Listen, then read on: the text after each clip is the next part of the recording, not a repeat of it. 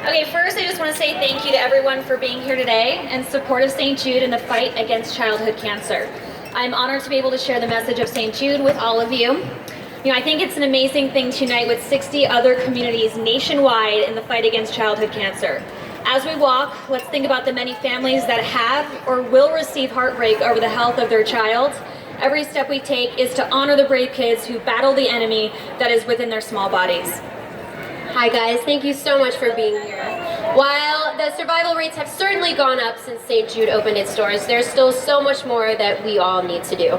We have to rally and live by the statement made by Danny Thomas, who founded St. Jude, that no child should die in the dawn of life. And we need everyone's continued support to make sure of that.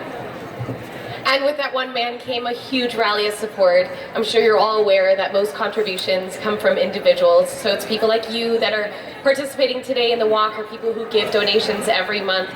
So thank you so much. It really allows St. Jude to focus on what's important. That's saving every kid, no matter what their financial situation is. So thank you so much for being here today.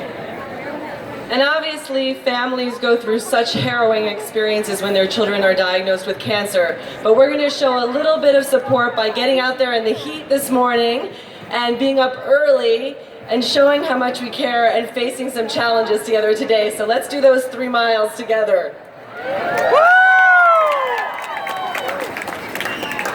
It's a powerful thing to hear a person's story. It helps us to learn and understand, and it helps us to not only grow as an individual, but it also helps us to grow as a community. You've heard a bunch of facts about St. Jude, but the story is the people, and that's why we're here today.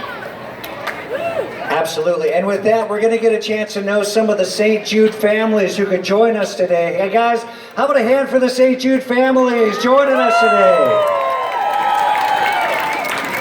Okay, so we would like to introduce you guys to the Lobato family, Terry and Mary, with their daughter Elizabeth, who I just found out just met the Pope twice, which is amazing. Woo! And they're from Riverside, California.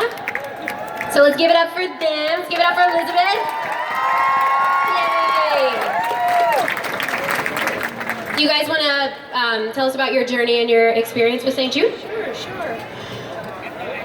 Before Elizabeth was born, they noticed that her legs were deformed, and they told us she would only live to 10 months old.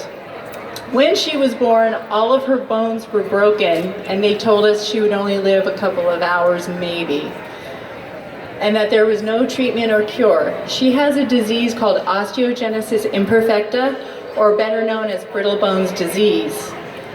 With being told there was no cure or treatment, we took her home for terminal care. And then her dad, Terry, found St. Jude, who is the only hospital in the world treating her disease with a bone marrow transplant. And thanks to St. Jude, she's now receiving her dad's stem cells, and she is 18 years old.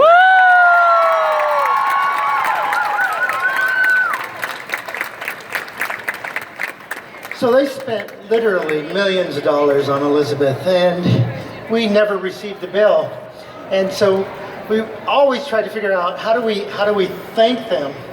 But I think we need to thank you too. So because without you, there would not be St. Jude.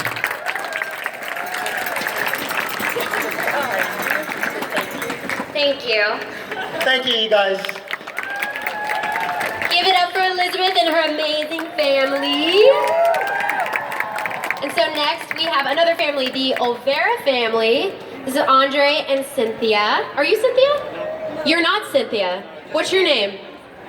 This is his sister, Kayla. Sorry, got that one wrong. And this is their son, Drew. Do you guys want to tell us about your experience? Yeah, Drew has a very rare disease. When we came to St. Jude, they told us that there was only like 8 documented cases in the world that has what he has. And it's called a Mu heavy chain defect, which causes a gamma-globulin anemia. So basically he doesn't have an immune system, or a big part of it. And St. Jude is part of who actually wrote the paper on the disease that he has. So I'm really grateful that they're able to do the research for him and have treatment for him. So thanks. I just want to say that St. Jude's is, such an amazing hospital. Instead of having like wheelchairs, they have like wagons to ride in or tricycles to ride on. And I would like to say like even though it was a hospital and I had to get treatment there, I enjoyed going there and I couldn't wait until I went there the next time. Yeah, because the doctors are so nice, the people are so nice there, and it's just such an enjoyable time. And thank you for being here. Thank you guys so much for being here with us. All right, we have one more family that we're going to introduce. This is the Gindrad family, and this is Jeremiah and Karen with their sweet daughter, Kiara. Give it up for Kiara and her family. Hi guys, do you want to tell us about your experience with St. Jude?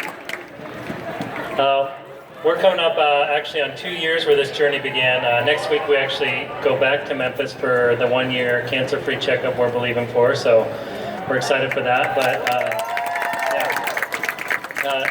2 years ago on Halloween, the day after Halloween, we found out that Kiara had a brain tumor, and then we quickly found out that it spread to her spine as well.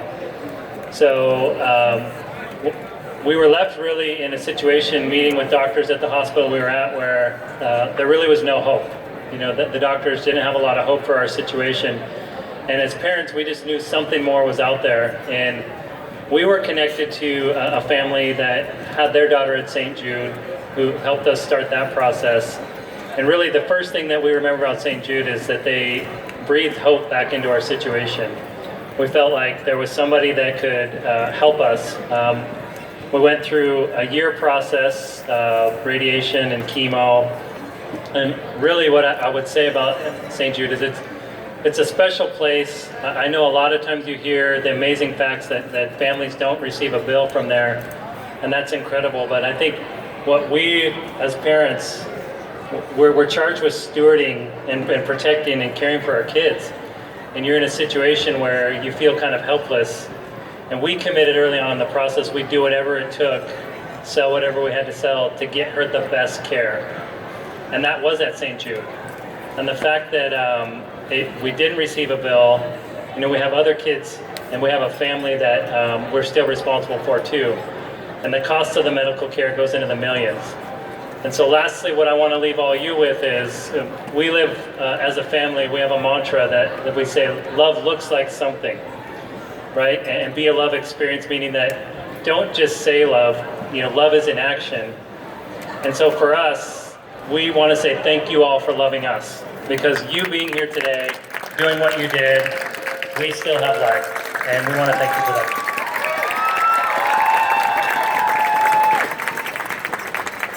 Queremos agradecer y honrar primero a la familia de Danny Thomas, a su hija Marlo Thomas, a los doctores, a las enfermeras, a todos ustedes por el apoyo, por su corazón, por la ayuda que ustedes dan al Hospital de St. Jude, porque su trabajo sí es importante y sí salva vidas. Nosotros hemos estado en un viaje de agarrarle tratamiento a nuestra hija Kiara por 18 meses. Y les tengo que decir que sí fuimos a otros hospitales para agarrarle terapia, donde tuvo la operación de sacarle el tumor del cerebro. Y todavía estamos peleando con la aseguranza, con los biles y todo eso, pero St. Jude, uno no se tiene que preocupar cuando está tratando de salvarle la vida a sus hijos por biles. Nunca tuvimos que esperar por medicaciones, por su silla de ruedas. Todo lo que necesitaba Kiara, lo mejor que ella podría agarrar, ella lo agarró en el hospital de St. Jude. En noviembre de 2014, ella es muy saludable, corriendo, danceaba, jugaba soccer como su hermanita. De 6 años empezó a tener dolores de cabeza y la llevamos y fue diagnosticada con cáncer de cerebro y en la espina dorsal.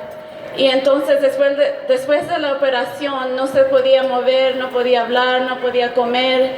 Entonces empezó como un bebé aprendiendo todo de nuevo. Entonces tomó 3 meses para hablar, 7 meses para comer ella sola. Ahorita estamos tratando